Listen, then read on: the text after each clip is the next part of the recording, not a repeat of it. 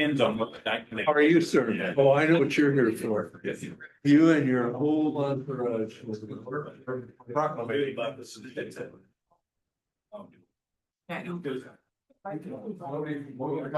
how are you? Yeah, did you arrive by bug? No, I don't, I didn't think I better. Well, it'll be a nice night for it. Oh, yes, it would. It's beautiful. No, I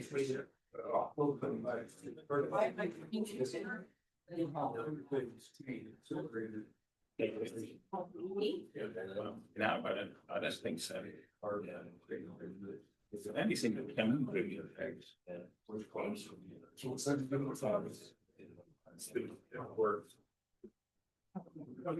better do the dirty one first. What's it?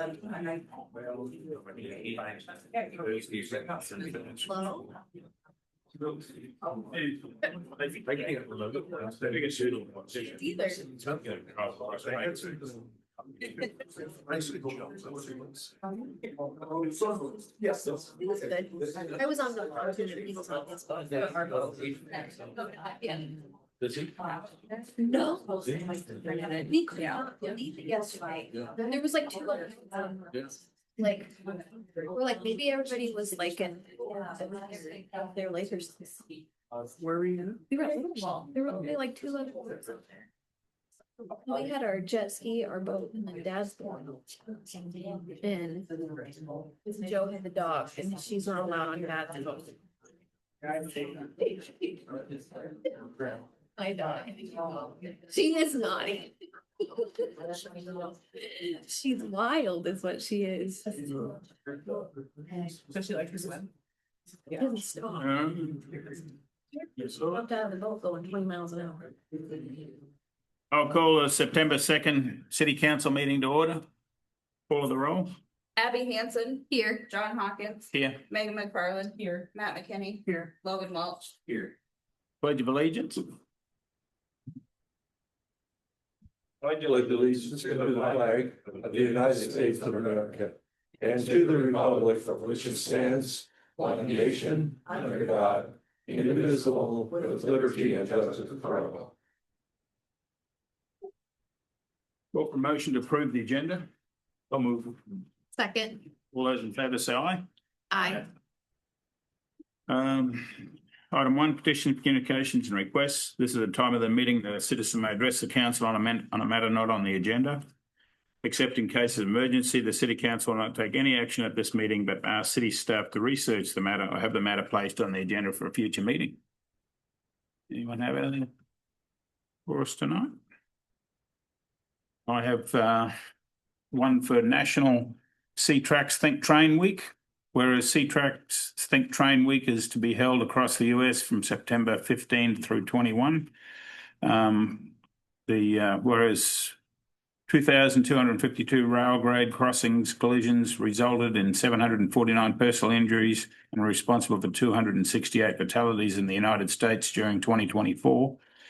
And whereas 1,465 pedestrians trespassing casualties have occurred in the United States, resulting in 821 pedestrians being killed and another 644 injured while trespassing on railroad property right-of-ways during 2024. And whereas educating and informing the public about rail safety, reminding the public that railroad right-of-ways are private property, enhancing public awareness of the dangers associated with highway rail grade crossings, ensuring pedestrians and motorists are looking and listening while near railways and obeying established traffic laws, will reduce the number of avoidable fatalities and injuries caused by incidents involving trains and citizens.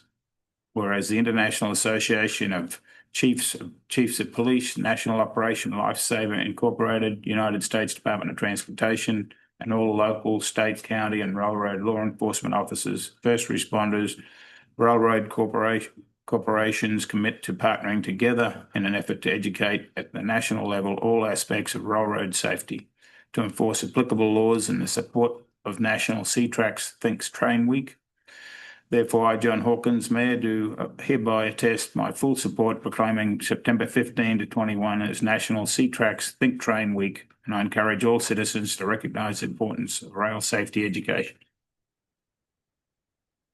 2-2. Good. I have another proclamation for the doodle bugs. Look, I just want to come up. Don't get them. They have a doodle bug week. Doodle bug days in Webster City, week of September 10th through 13. Whereas at Webster City, Iowa is the birthplace of the famous doodle bug, motor scooter produced between 1946 and 48, which has become a collector's item around the United States and a few overseas. Whereas of the 40,000 units built in Webster City, is estimated that approximately 1,500 or less may exist.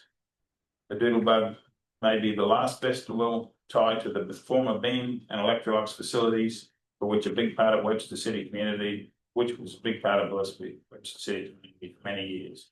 And whereas each year for the last 39 years, the Doodle Bug Club of America has hosted the annual reunion of the club, drawing attendance from all over the nation, with members from over 32 states plus France. With the help of social media, and club membership continues to grow. Whereas Webster City is fortunate to have the club select Webster City for their annual reunion each year, which brings people to our great community, known nationwide as the Doodlebug capital of the world.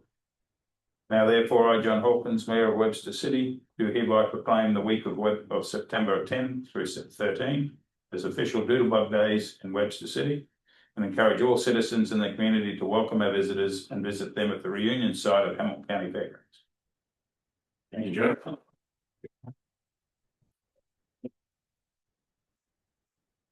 Thank you. Rail safety too, don't forget.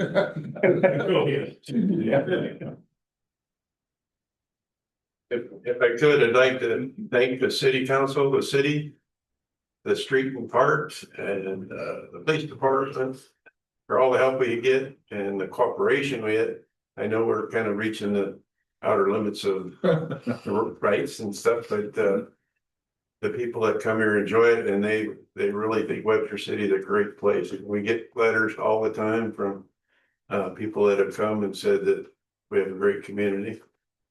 So I should mention, as most of you are probably aware, Vern Radcliffe was one of our founding members. He and Bill Moore from Mason City started the club 39 years ago. His funeral is going to be Friday during the reunion. And so we're planning on maybe 30 to 50 doodlebuggers going to his service. So, Okay. Thank you. Thank you. You fellas don't have to stay for the meeting. You're good to go. Thank you. Okay, consent agenda. The following items have been deemed non-controversial routine actions to be approved by the council in a single motion. If a council member or member of the audience wishes to have an item removed from this list, we consider it on its normal sequence on the agenda. Item A is the minutes of August 18. B is the claims and the fund list. C is the recommended approval for issuance of a beer and liquor licenses by the Iowa Department of Commerce for the following. Approval of a 5-day Class C retail alcohol license for the Vineyards at St. Charles LLC to cater an event held at 400 East Ohio 7B Ranch, effective September 4th. Renewal of a Class C retail alcohol license for CC American Tap, 526 2nd Street. Renewal of a Class C retail alcohol license for American Legion, Post 191 at 726 2nd Street. Approve ownership update amendment for Hy-Vee Food Store at 823 2nd Street. Approve ownership update amendment for Hy-Vee Fast and Fresh at 819 2nd Street. Approve ownership update amendment for TTMM Promotions LLC, DB doing business at Hamilton County Speedway at 1200 Bluff Street. That's for those, and the request from the Webster City High School and National Honor Society for parade permit for the Webster City Homecoming Parade on September 19. And then I have the outdoor swimming pool report, and that's it. Move to approve to collectively. All those in favour say aye. Aye. Okay. I have item 3 is general agenda. Resolution transferring cash to provide funding for certain projects, repay internal loans, and reconcile funds and the TIF entries. Good evening, Daddy. So typically bring transfers twice a year to council. This one is the year-end 24-25 fiscal year, so it's a lot of reconciling accounts, projects. And so they will, if approved tonight, they will be posted for June 30, 25. I tried to explain each one of them, but if I didn't do a good enough job, you have more questions, feel free to. Pretty thorough. Huh? It was pretty thorough. Okay. Zach, you here already? About 95 on the way back, so here I am. All right. Call for a motion. So moved. Second. All those in favour say aye. Aye. Item B is a resolution establishing fees for services beginning September 2nd. And you got exhibit A for fees. Mayor and council, I can go over the changes if you'd like, if you desire. That's up to I you. think it's really It's necessary. like you're just pulling some stuff out, right? And changing one. Yeah. Going up, okay. We've got the new ones at the end, isn't it? Some changes to the internment fees. There was a additional charge for, or an increase in the charge for the shut off. Chuck had a couple of fees for hazmat cleanup, and then the vacant building registration fee was added. Yeah. Move to approve. Second. All those in favour say aye. Item C is a resolution to authorise and execute purchase agreement between Jerome D. Cloverdance and Laurie Cloverdance and the city of Webster City, Iowa. Yes, we were approached by the Clover Dances regarding a lot they own on River Street. It is in the floodplain. City has from time to time acquired properties in the floodplain because of its limited development ability. The Clover Dances have asked the city council to consider a purchase price of $4,000 for the lot. I can stand for any questions if you have any. I think it's something, I guess it's floodplain, but other than that, there's probably no reason to buy it, is there? Correct.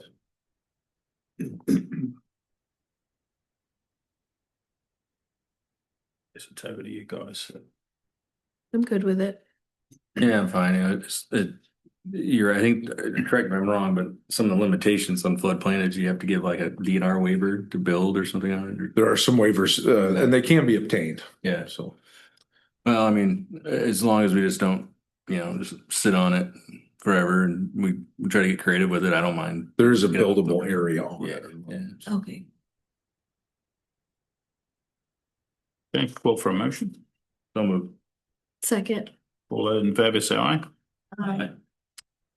Item D is a resolution approving change order number 2 for the 2025 Fairmeadow Drive reconstruction project. Brandon, I think this is a good idea.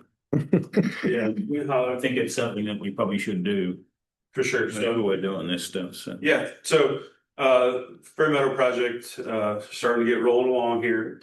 But one of the items that come to our attention is the sump pumps. I know we've had discussions of this in the past. But with this project, as stated in the memo, there are 15 confirmed sump pumps that drain out into the front portion of these residents, along with 4 outlets that we want to remedy that's on the west side of Rodland and Fairmeadow. These sump pumps run all year round.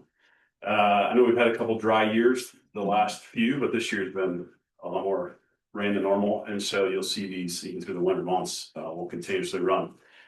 Some of the issues that these cause, safety hazards. I get probably a text or a call once every other week. Could you please come run the street sweeper by my curb and gutter?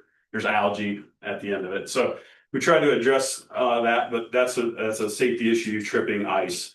The biggest thing with this, with sump pumps getting it out of the front yard is, when you get water off the road and anything, if we're gonna, pump in the right of way, we need to get into a drain and get it to the storm sewer and get it out of there. So, if we want this street to last, as long as the money, we've allocated to it, the best thing to do is get the water drained, get it to the sub drain, get it to a storm intake and get it out of there. So, There was two options. This is to put it in the subdrain that's going in there, and the subdrain is to, get all the water from the subbase of the street and get it out of there. The other option was to put in a totally separate line just for sump pumps, and that was double the cost. So I think we're somewhat in the middle of this project, and there's storm intakes roughly every half block to a block. So it's going to get to a storm sewer rather quickly. So the engineers were also not as worried about it. So some of the things we're working through right now is, you may ask what happens, my sump pumps comes out the front of my house and it's surface drained. For right now, they're going to stub it in the ground, the right of way, use a standpipe that comes up that you can drain it in there. We're working, Derek and I are going to, in the future, work on, if we run through this again, having it subbed all the way to the house, keep it all underground. Just kind of be prepared for our winter months and stuff like that. So anybody does have it underground, maybe going to the back of the curb and the hole in the curb gutter, they're gonna run it, they're gonna attach it underground for them folks. So I know it's 35,000, but in my opinion, it's as well as engineered, money well spent for what we're doing with the street here. Yeah. Okay, call for a motion. Move to approve. Second. All those in favor say aye. Aye. Thanks, Brandon. Then we got Andy, if you want to give a report on your. Mayor and Council, thank you for having me. July 31st, the board began discussion on the process of the 28th round of Hotel Motel presentations and recommendations. The following are the awards recommended by the board. Arts Are Alive, we recommend funding $8,095.77. That is not quite as much as they were asking of the $9,833. We're funding an amount that would move forward projects that businesses have committed to and not businesses or hopes of businesses committing to. So the hard businesses, that's what we're recommending. Kendall Young Library recommend fully funding marketing and rebranding in the amount of $15,200. The board feels this is essential building to the community and would benefit with new branding and marketing to keep the building vibrant for all community members and keep active members coming back to it. The next one is Dub Sports Park. Recommend fully funding the $10,000. Board feels that this fits the need of the community and will enhance the community with an area for our youth to go and also bring visitors and money into our community. Wilson Brewer, the board's recommending $30,000 for the electric signage and handicap accessible restrooms. With the possibility, this was a little tricky. They had a few quotes out there in their budget, but not like a hard quote of how much it was going to cost. So the possibility of granting the other 33% of the $15,000, if you guys feel necessary, with if the organization provides detailed contractor quotes on the cost of the restroom construction. And the total recommendation is the $63,295.77. Questions? Thank you very much, Andy. Thank you. Thanks for teams. So call for motion on recommendations for the round 28 of grant applications. Move to approve. Second. All those in favor say aye. Aye. Item F is a request letter from Lift WC Local Initiative for Transformation in Webster City for $25,000 match for CAT grant. Community Attraction and Tourism application for the Elks Club or Elks Building project. I will be abstaining from the vote because I'm actually on that board too, so. Don't know. Would you like me to give an overview of the request? Thank you. Mayor and Council, as you're aware, Lift WC is positioning itself to apply for a CAT grant, which is a Community Attraction and Tourism Grant from the Iowa Economic Development Authority. And the organization's request to the city council is a cash match grant of $25,000. There was an attached letter that was included in your packet from the organization discussing their request. As you're aware, the council has previously supported the Elks Building project through a variety of different means. They've received hotel grant money in the amount of $75,000, roughly $50,000 in match from the for a grant, and then $100,000 in pass-through grants that were from the state of Iowa. That was state money, not the city money. In addition, approximately $800,000 in CDBG funded was awarded to the project in its earliest stages to get it off the ground and moving. This request, as I understand it, is associated with the final stages of the Elks Building project. Approximately $127,000 is needed. They propose to complete that final portion of the project with a $1,000 grant from Hamilton County, $25,000 grant from the city of Webster City that would be used to secure an additional $75,000 from the state of Iowa. The remaining balance, which is approximately $26,000, will be privately fundraised. We do recommend some financial participation from the city is necessary for the organization to compete for the CAT grant.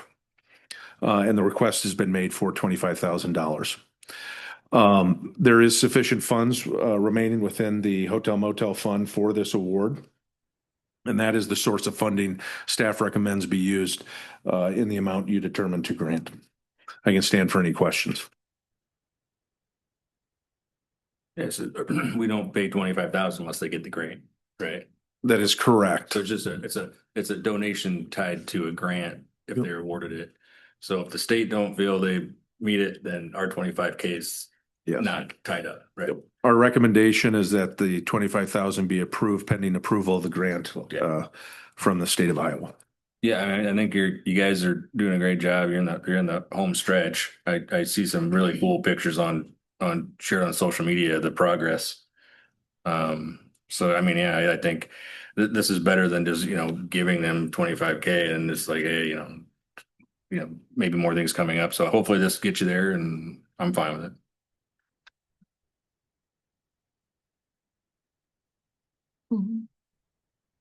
What's the bill? I'm just curious if anyone knows, once the building's complete, is there possible occupants or usage plans? Has there been anything published in that regard? Yeah, so Wildcat Distilling is moving into the main floor on the west side. East side is open, public area. Basement, east side is bathrooms, large bathrooms and mechanical room and bridal suite / boardroom is what we call it. West side is available space that will be leased out on the basement side. And then the ballroom area is going to be rented out for events, weddings, class reunions, meetings. Good. Move to approve. Second. All those in favor say aye. Aye. No abstain. Yeah. And then that's city, your report, Zach. Yeah, so I filed for a tax sale deed on a vacant property in town. If you guys are familiar where the property across from the new Quick Star used to be owned by Chris Teal, there's a property, a half acre to the north of it that's been sitting vacant for probably, I don't even know, 50 years maybe. So we're in the final stages of that, and then the city will be acquiring that one, which will tie into what you now own for the Teal, which just makes it more of an attractive property to eventually sell or do what with it. You guys already approved the Clover Dance purchase agreement, and then meetings last week with Quest, which is the company that's doing the site certification for the industrial park. We had a meeting with them last week, and there was a few follow-ups that they needed additional documents on that we haven't already provided or tried to track down for them. So we've been working on that stuff with them, and that's been progressing quickly. So any questions? I'm here to answer them. So. Yeah. We got 5 high school students in here tonight. You all gonna, you got 5 minute speech each? Keep us entertained for a while or no? All right. Well, if you need signatures or whatever, you can come up after. Call for motion to adjourn. So moved. Second. All those in favour say aye. Aye. We're adjourned. Thanks, everybody. Wow. Yes, he did.